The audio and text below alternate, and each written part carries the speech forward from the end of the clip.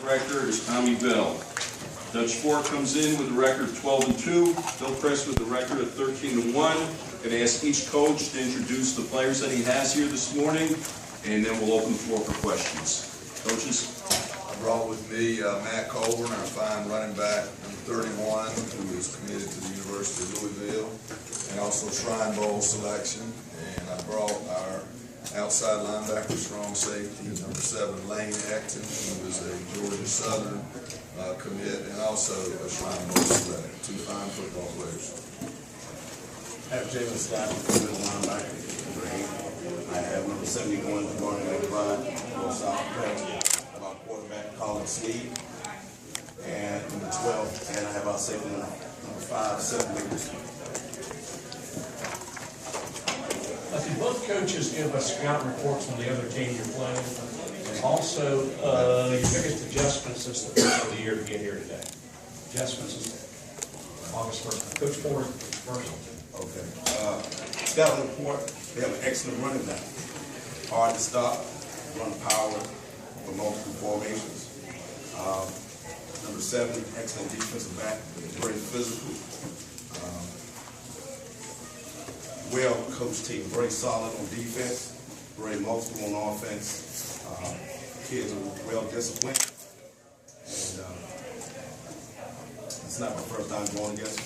2012 was my first time going against Coach Knox. So it's interesting that my first playoff game at Hillcrest against them, and my first championship game against them. Hillcrest is a very athletic team. They put a lot of athletes on both sides of the ball. There are also multiple formations. They can go from spread to power set.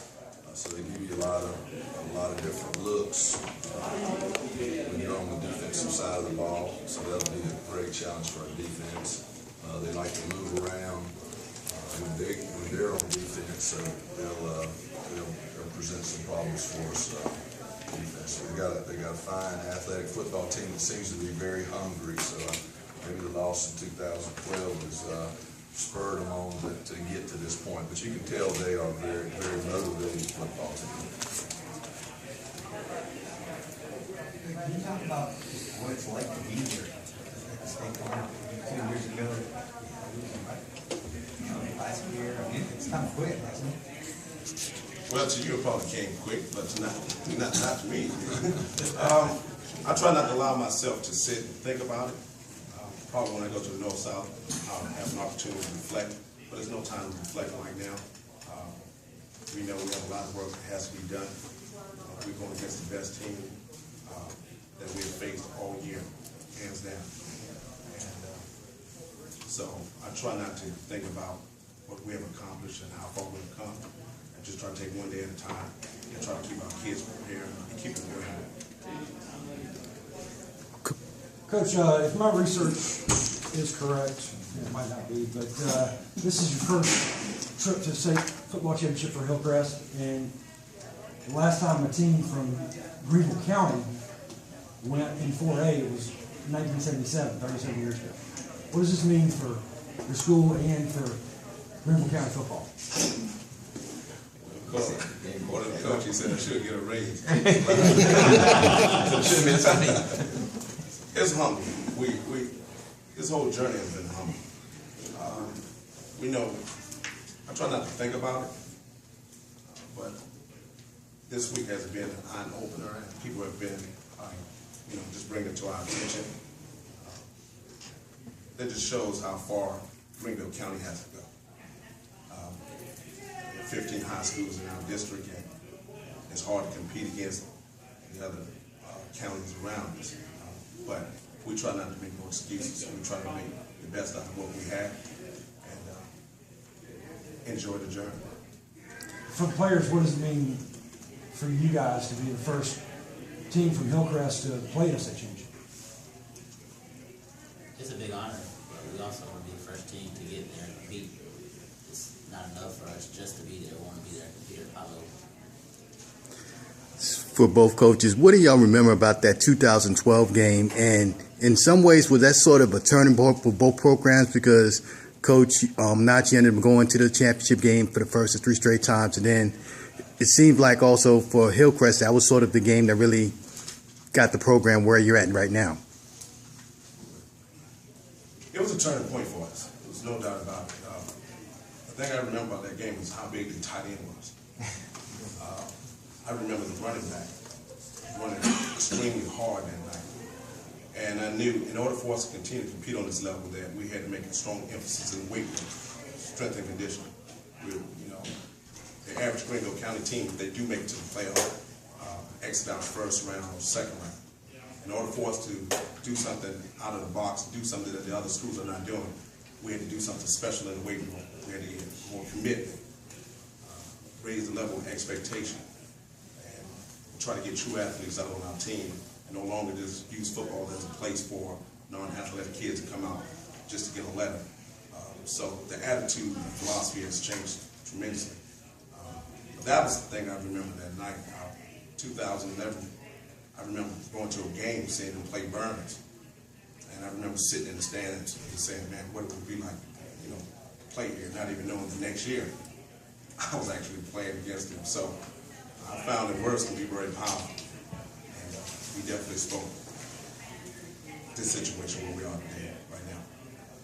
I can remember being in a coach's situation where you have a fear of losing, and when you do lose, you're fueled and you're driven by the fact that you lost. I remember North Carolina, Winston-Salem, Parkland beat a good Harding team that I had, and I was furious. I just told Homer Thompson, we'll see you next year, and we will win. So hopefully Coach didn't have that attitude. I'm pretty much I'm fueled by fear of losing and just a real hatred of it. And just as motivated me as I'm sure once they got a taste of it, that it's really motivated me.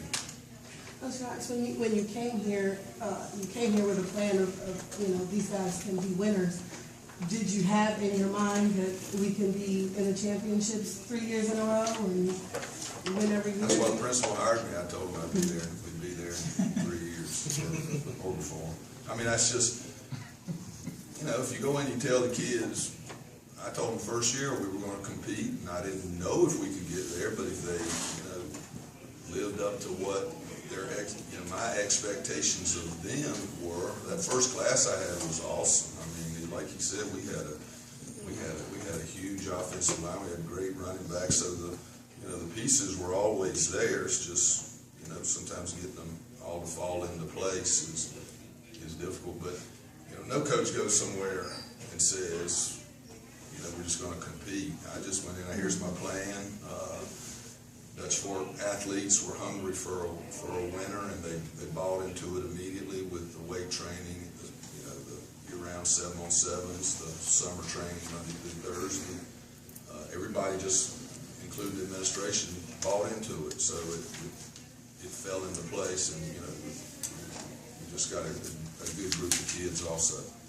Coach Knox, I just wanted to ask, maybe not so much from a football on the field, but how much of an advantage do you feel like it is for your team being in the state championship game 3 straight years, maybe more preparation of kind of how that day goes? Just how much of an advantage is that for you guys? Well, up to this point, I felt like our seniors, they know this. I'm not telling you, they were fat and happy, and I think they were for a lot of the season just underachieving. But I'm glad we've gotten to this point now because the experience, I think they're comfortable. I think they're now more hungry than they've ever been. I've been challenging the seniors all along. So I think in the beginning it probably worked against us at the beginning of the year because they just thought it would come easily. And I'm not some person that believes anything comes easily. And then once we got here and we played great against, we played great in the playoffs. We played great the last 5 or 6 games led by the defense. And I think it's to our benefit now. They know what, they probably can tell me the Saturday schedule, before I even post it up there, it's very similar to what Friday was. So, they've been there, done it, and they know what it takes to, for it all to be on the line. Coach Knox, how beneficial was it for past 2 seasons going out of state, playing two of the top programs in the country, in Trinity and Louisville and Allen and Texas? You know, I don't know. There's kind of a couple different ways to look at it. You can play a weak schedule and you might not learn as much about your kids, but one thing about kids is confidence is plays such a big part. And you look at them, you know, I'm not integrating their schedule. They haven't played that tough of a schedule, but those 4 kids right there, they think they're world beaters, and there's nothing wrong with that. And it came from winning games, blowing teams out. They've been in control of every game except for one. You know, this is my 33rd year doing this, and I've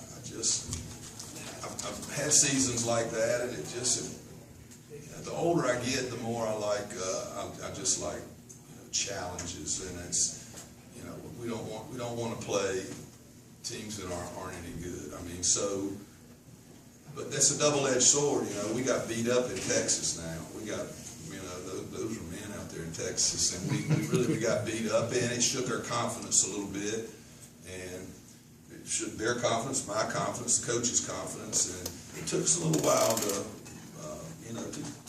get it back, and we struggled at Dorman, and Dorman's a great football team, but there's 2 ways of looking at it. I don't know, maybe the next cycle I'm going to try to, if I get people to play, let's try to maybe pick a little easier route. I don't know what my philosophy will be. I mean, because this has been a hard year with the hard schedule. It's been a very hard year. Matt and Lane, coming out of last year, do you feel like you were hungrier as you went through the off season this time, or what was different about this off season from the one before the championship? This year, we knew everybody would be gunning for us, more so than the last year, because everyone wants to be the top team. We knew we were going to get the best of everybody. For example, the Spring Valley team hadn't been doing too hot. We got their best, I guarantee that. And every team we played, they're gunning for us. So I mean, we knew that we had to hone in on everything we had to do, get big in the weight room, get fast, and just focus. Yeah, I think last year allowed us, and the end result allowed us to be more urgent and aware of our situation in terms of you know, being at the top. Everyone wants to be there, and everyone's going to be gunning for you, like Lane said. Really gave us the chance to you know, be tested in many ways, like going on the road and facing adversity and stuff like that, you know, losses and stuff like that. So it definitely showed us a lot and paved the way for us to learn even more about our team. Coach Ford, being on this stage for the first time, how do you prepare your kids? I mean, this is a team that's been here 3 straight years. Do you change anything in coaching philosophy? How do you prepare them for this type of stage playing against Dashboard? Don't change anything. Try to keep it as normal as possible. Routine is the best that we can do right now. Keep everything as routine as possible. Don't change anything. Do what got you here. Keep motivating your kids. Believe in each other. Play for each other. And play your hardest. That's all we want. That's all we ever expect from our kids. Go out there and play your hardest every game. Let the results take care of itself. But when we walk off the field, let it be known that you gave it your best. Like he said, you know, looking for games, that's a challenge. You know, someday we get to a place where we can be able to go out of state and play teams. That is a challenge. We want to get our program to that level, and we've got to take baby steps. And I think we're heading in the right direction right now. Coach Porter, you played a really physical team on Friday night. Down in Low Country, Fort Dorchester, I guess along with Leach Creek was considered one of the more physical, athletic teams. Then you pop in the film with Dutch Fork, and I think they had 9 sacks the other night, or some ungodly number. There was a lot of sacks and a lot of tackles for loss. You know, do you think playing a team like Fort Dorchester helped it in any way? Because I know they're different offenses, but I mean, just kind of contrast what you, in terms of the physical nature of the game.